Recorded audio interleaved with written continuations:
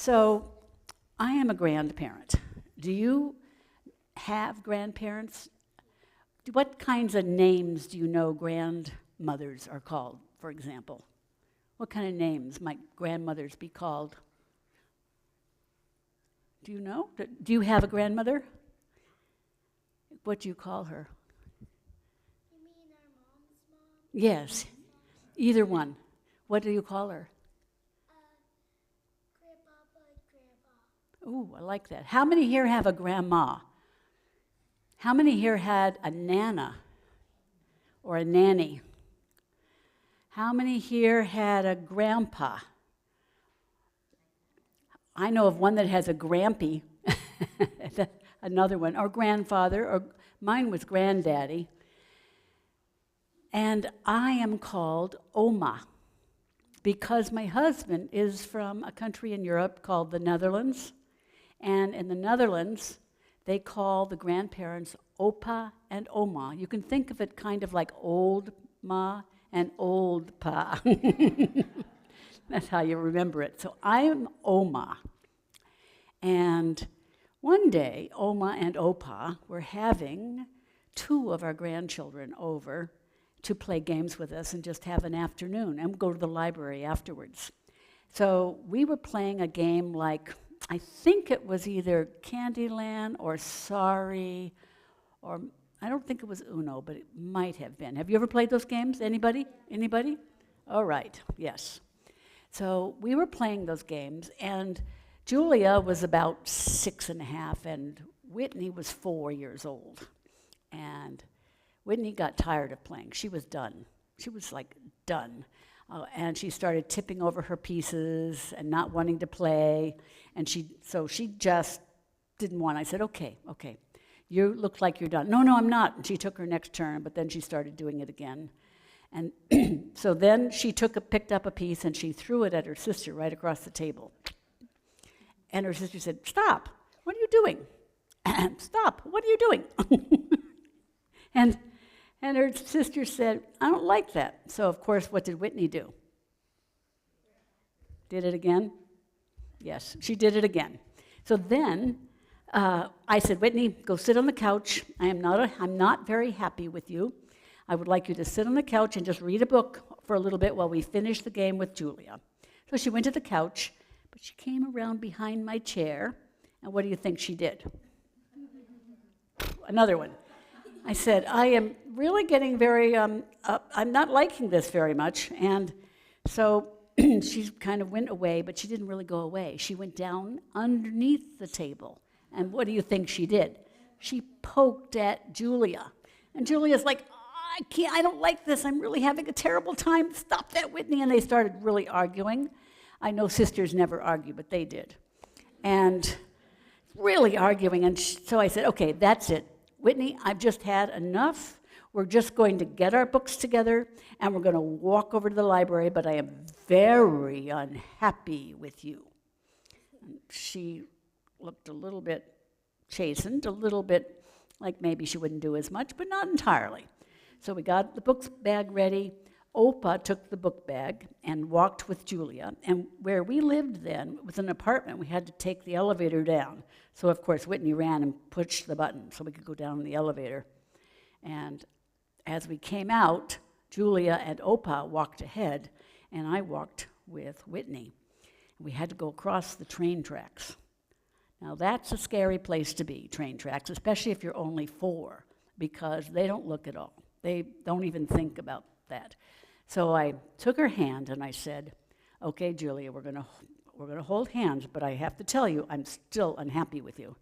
She said, but Oma, you'll always keep me safe, right?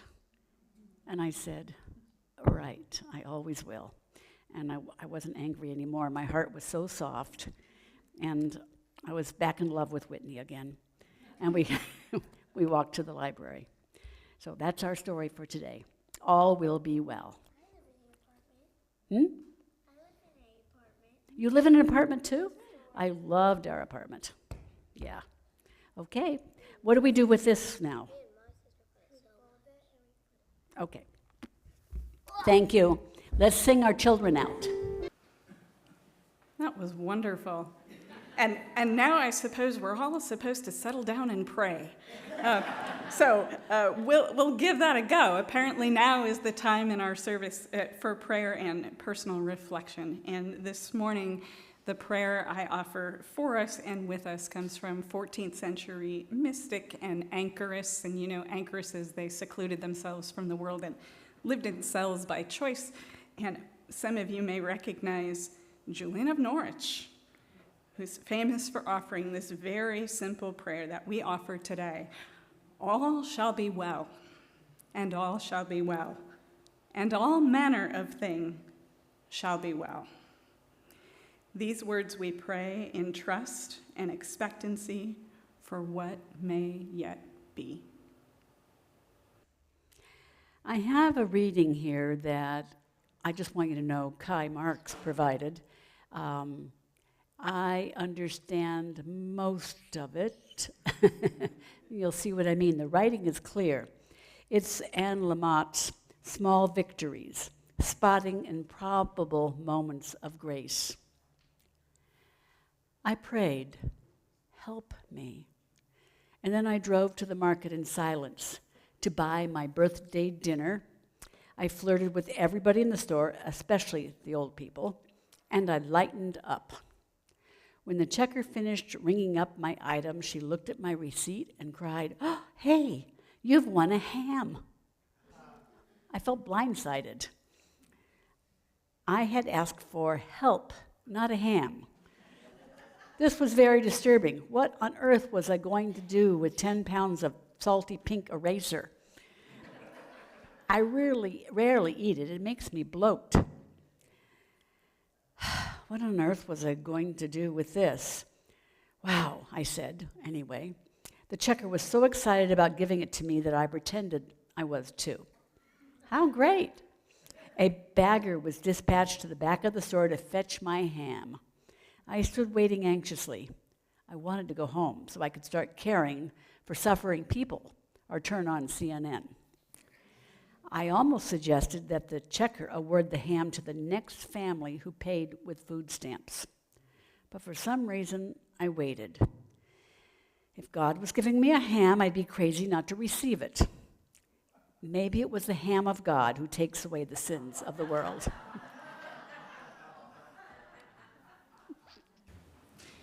Good morning. We're really pushing you through the gambit of tones, aren't we? One minute we're laughing, 1 minute we're somber, and isn't that just a little bit like life?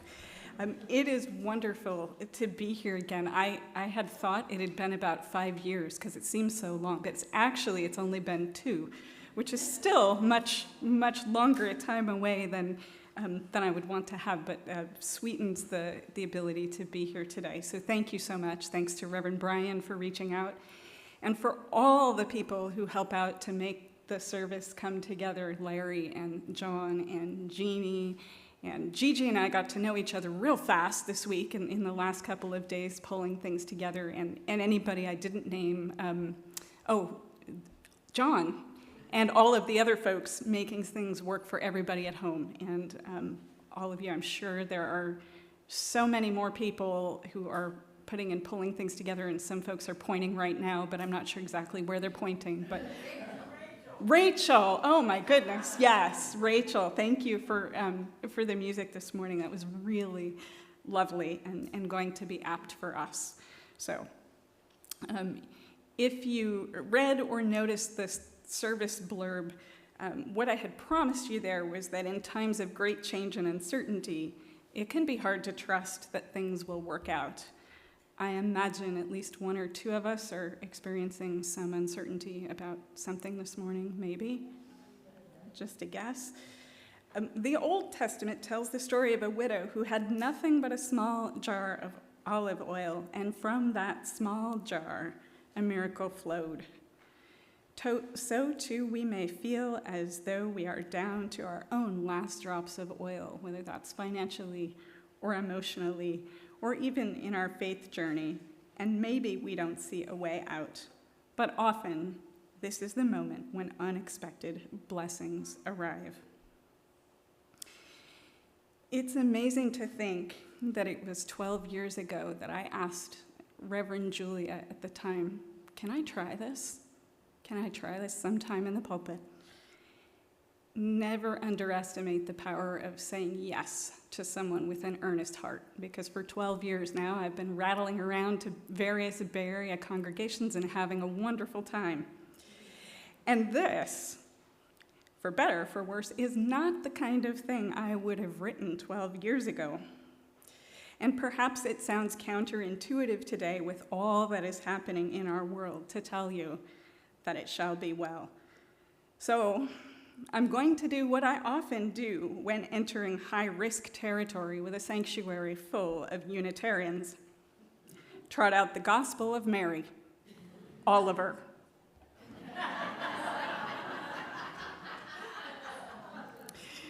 Some of you may know this very short piece called I Worried. I worried a lot. Will the garden grow? Will the rivers flow in the right direction? Will the earth turn as it was taught? And if not, how shall I correct it? Was I right? Was I wrong? Will I be forgiven? Can I do better? Will I ever be able to sing? Even the sparrows can do it, and I am, well, hopeless.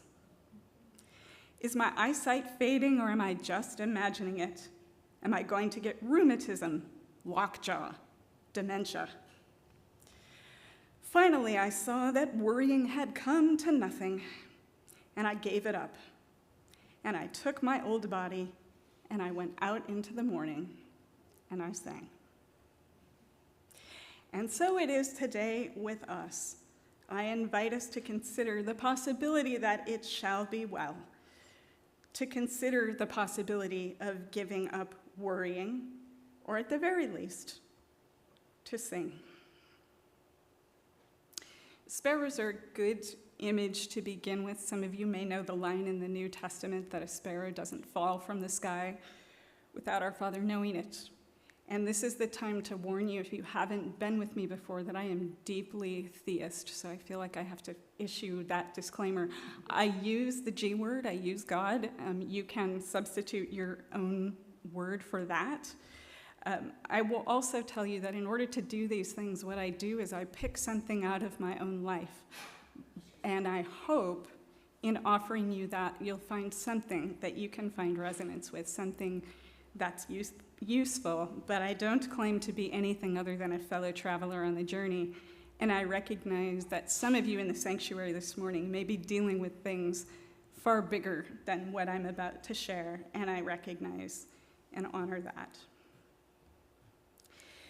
When I think about our spiritual experiences or the spiritual journey, or how we are meant to make sense of things that are completely beyond reason, and we are living at a time that is beyond reason, mostly I try to pay attention. And I noticed something the other day. Some of you may have seen it on the commute southbound 101. There's that covered overpass between Marsh and Willow Road. And it's covered in graffiti, and I see it every morning. And the chaos and sadness of graffiti always affects me. And yet, last week, I don't know if it's always been there and I never saw it, or if it's new. But in the middle of all of that chaos and all of that graffiti was written in very clear writing, and you'll see it if you drive under it, anything is possible. And I think the spiritual journey is like that. Amid all of the chaos and all of the pain and all of the grief and all of the things we don't know, we're supposed to try to hold against that at the same time that anything is possible, which can be difficult to do. My life is something of a cautionary tale. I suspect that's how I end up in the pulpit time after time after time. And some of you know that I'm an educator, and education for most people is a stable profession. For me, it has not been so. And so my growing library of sermons tends to focus much more than I would like it to on the issue of job loss. A little more than a year ago, I accepted an invitation to become a head of school in a school that had a number of challenges. And I loved that work, probably more than I've ever loved anything I've done, and I've done a lot of things.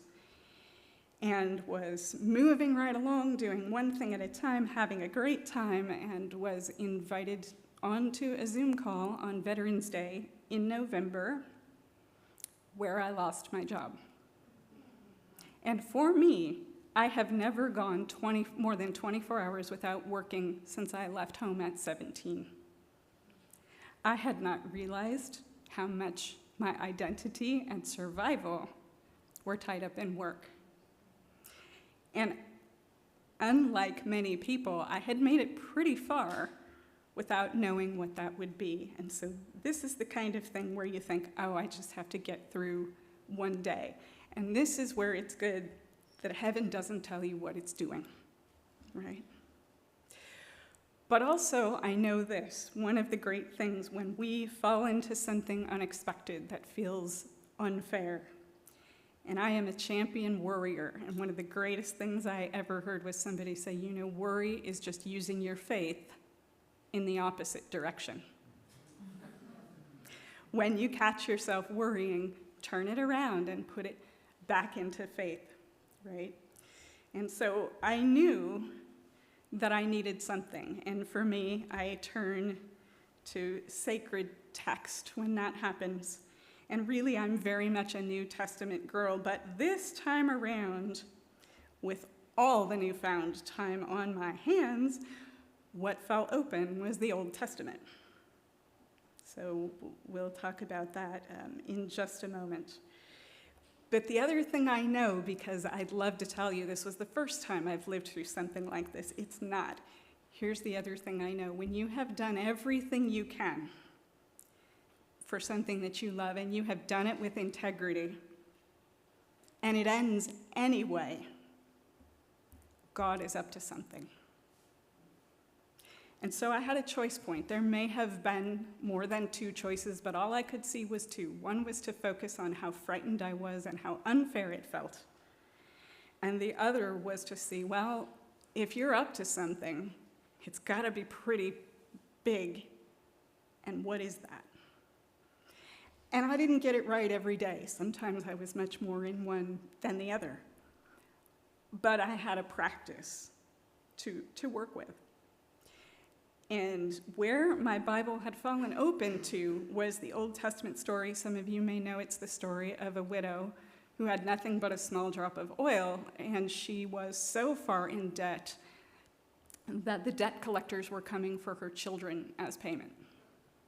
And the prophet Elijah said to her, go door to door, go to your neighbors and collect containers. This is not the advice you want when you're faced with losing your children. But she did that. And if you know the rest of the story, she continued to pour the oil until all of the containers filled up.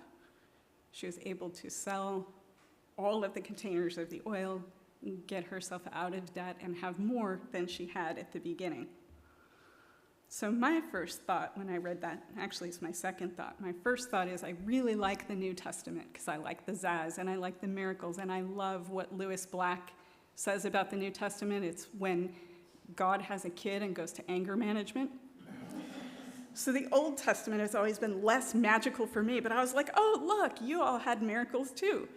And so I said, does that oil thing work? Because I'm out. That was really my prayer. Does that oil thing work? Because I'm out. And then here's the really interesting thing that started to move and change and started to happen. I began to get calls from heads of schools that I hadn't met who said, I heard what happened to you. Could we meet over Zoom? I started to get cards in the mail from people I haven't heard from for years. Some just saying hello, others saying, I heard what happened. I'm so sorry. I can't do anything about it, but here's a $5 gift card to Starbucks. Then another envelope would come. Here's a gift card. I don't shop at this store. Thought maybe you could use it. Then another head of school would call. And so, of course, what my mind does with that is, oh, it's only a matter of minutes now, right? And story after story, what heads would tell me, because I expected eventually somebody's going to pat me on the head and give me the lecture and say, just go back to the classroom. You tried it. It's not yours. It's not meant for you. That's what I was afraid of in every conversation. And yet somehow the people that I was gifted by would call me and say, I'm here to tell you what happened to me when I didn't compromise my integrity. And I'm here to tell you I'm still not over it, but I found another school. So instead of treating my experience as failure, which was the fear I was holding, they treated it as initiation. And that gave me a new place to look and to get up another day and to meet with another set of recruiters who were half my age. And to continue to be rejected and listen to recruiters saying, I don't understand this. You interviewed beautifully. And I said this to a friend who was kind enough to take me to lunch. I said, I don't understand this. I tend to interview well. I don't understand why it's taking so long, because November turned into December, turned into January, turned into February, kept going.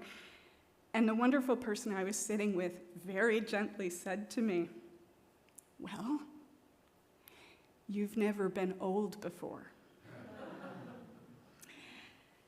And so I rightly thought, what do I do now? And one of these wonderful heads of schools offered to give me interview coaching, which I cried through the first 2 sessions. He would ask me a question. He said, I'm going to ask you every embarrassing, horrible question. And I would answer him, and he would laugh and say, you're going to have to do better than that. And I would say, I know. So, of course, even though I absolutely loathe substitute teaching, even though I never substitute taught, even in my 20s, with very good reason. When this man called me and said, would you mind subbing? I think you know what I had to say after he had already given me several weeks of kindness and care. So then I said, it better be good, whatever it is you're up to. And I thought of the widow in that story and what she must have thought. Because we don't know, by the way, how long she was filling jars. The story makes it sound like she went out for about 10 minutes and it was all good. I'm not sure that that's true. It would be nice if it happened that way. And I don't know about you. I think there is such value in taking those stories both literally and symbolic. Take it however you want. But the other thing I look at is what recurs.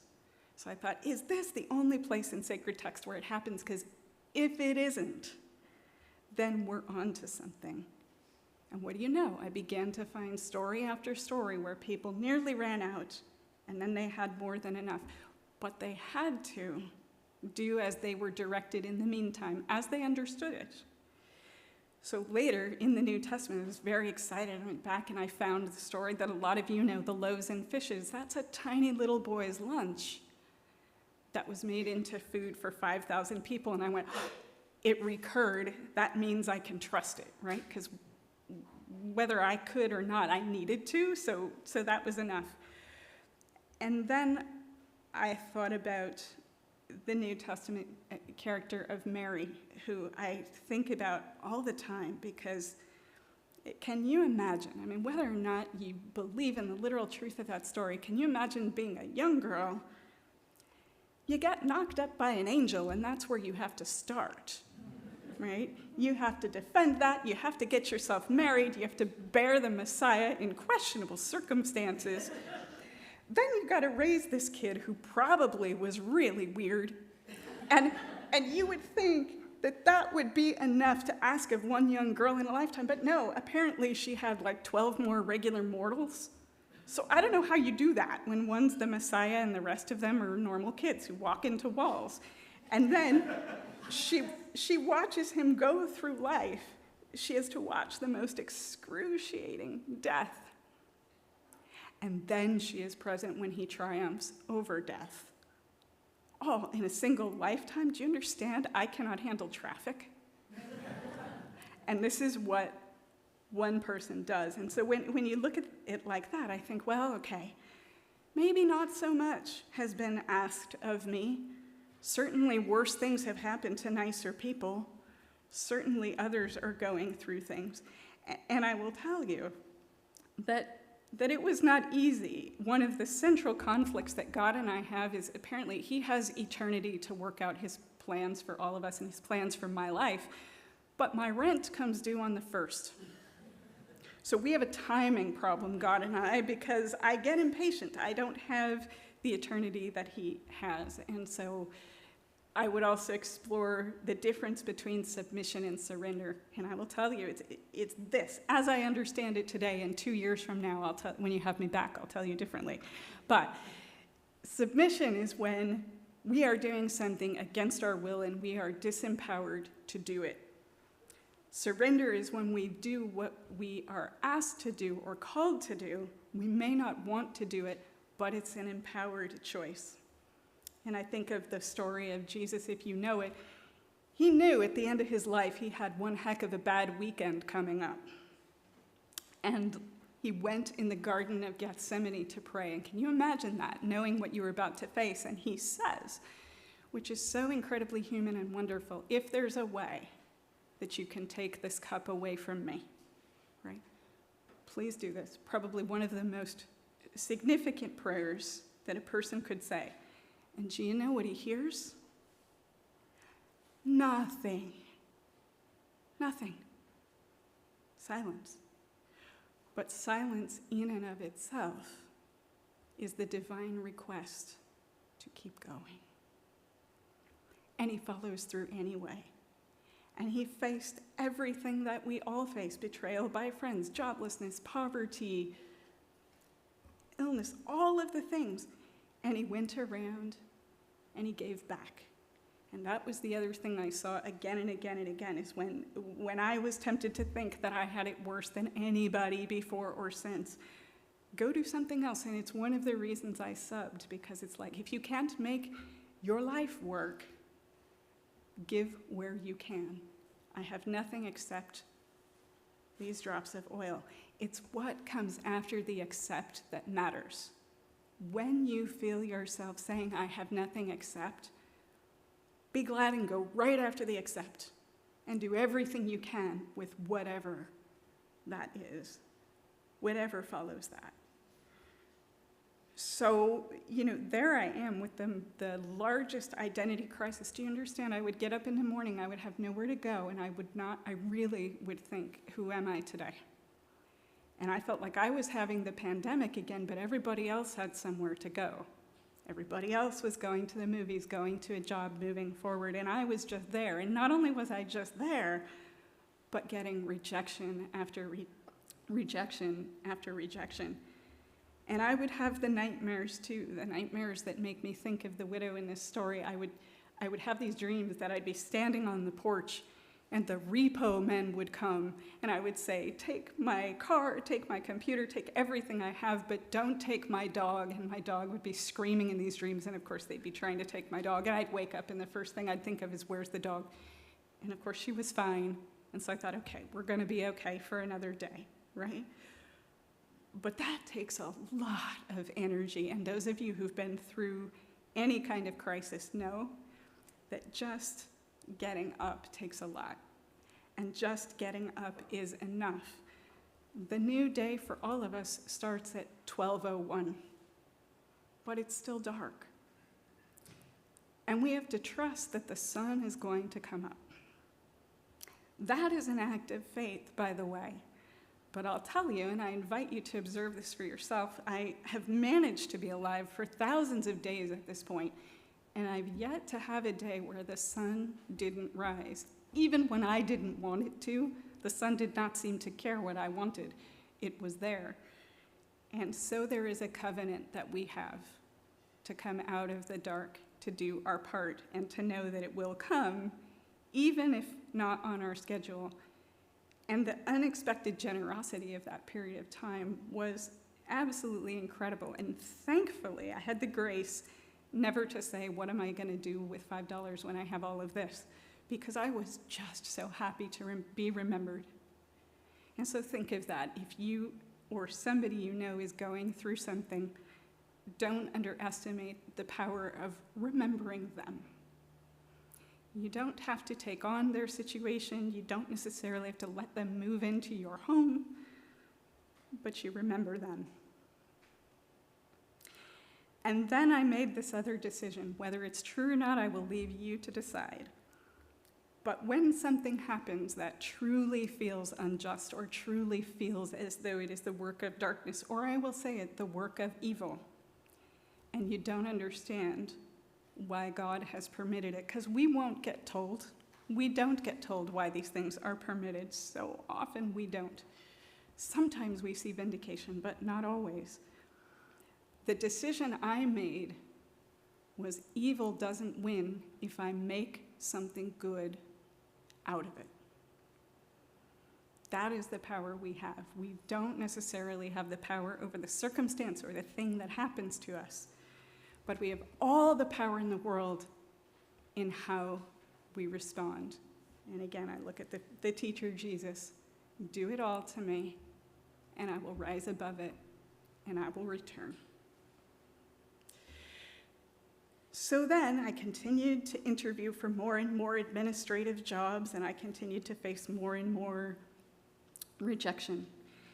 And occasional subbing turned into long-term subbing, turned into a job that I will tell you I really didn't want. And I turned it down 3 times, and 3s are important. And I have learned if you turn it down 3 times and God closes every other door, you better suck it up and go, which is what I eventually did. But, every month I would think, okay, I made it through that month. 30 days, that's an eternity. I'm doing nothing else. I will find a job. January came and went. March came and went. February came and went. April and May. And it wasn't until June, which in the scheme of eternity is nothing, but was forever for me. And I had to choose a lot of that time. Do I put my energy into worry, or do I put my energy into having faith and living in a state of expectancy? And I would love to close this sermon out by telling you I am fully vindicated. I have my dream job and all is well. And that's fun. That's what we all would like to hear. And I wish I could give you that, because then you'd have a whole lot more faith than what I just said. But here's the thing. It shall be well doesn't necessarily mean we get what we want right away. But what it means is we are promised that we have every reason in the world to stay in expectancy, because it will be, and look for all the ways that it will be, and all the little ways and the little gift cards heaven sends us along the way. So I'm still in expectancy, because I still think you are up to something, and it can't be just this. So I'm still getting up every day saying, where is it?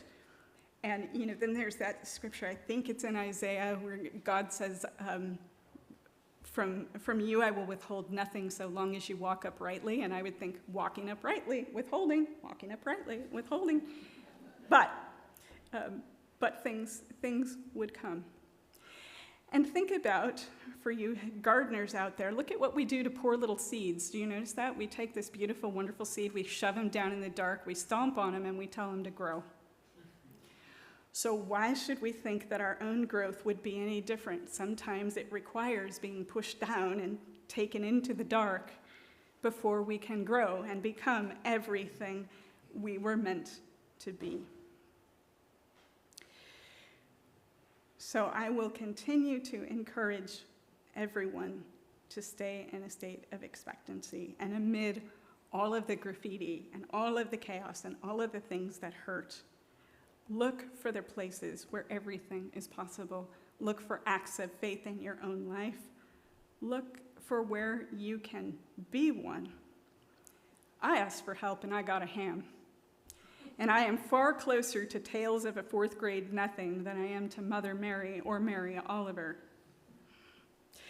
But I can tell you that in my case, the jar of oil worked. And I've gotten up so many days of the summer, and I've thought, I don't know how I did that. I really don't know how I did those 7 months. And then I realized, I don't know how I did it because I didn't do it. We don't, you don't either. Because we get help in the natural, and we get help from the supernatural. So the fantastic news is we none of us are doing it alone. We none of us are doing it without help. And we none of us are doing it without miracles of the small and large, and sometimes things have to happen to us so that we can see them. And there is great joy in finding that all can still be well, even if I haven't gotten what I want just yet.